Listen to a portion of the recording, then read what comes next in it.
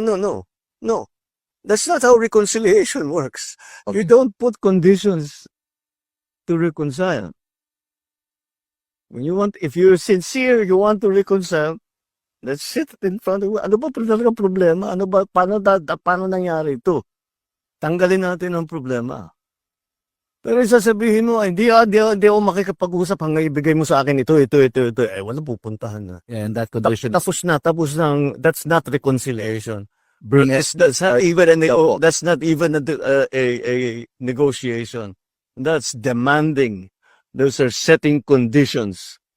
That, So, ano sasagutin ng kabila? Etong gagawin mo, sasagutin mo, hindi, gagawin ko yan kung gawin mo naman ito.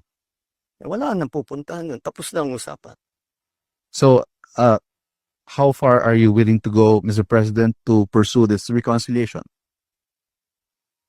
Put it this way. I don't know what will come up. What's needed?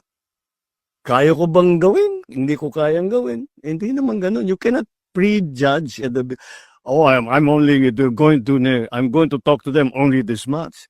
Hindi. Kailangan sinasabi ko nga bukas ka eh. Kahit anong sabihin mo, pakikinggan ko. Kung talagang tapat ako na nais ko mag-reconcile, isipin ko lang, lahat ng hiningi mo, lahat ng hinanakit mo, kung kaya ko ayusin, ayusin ko para tapos na to. Ayoko nga ng kaaway.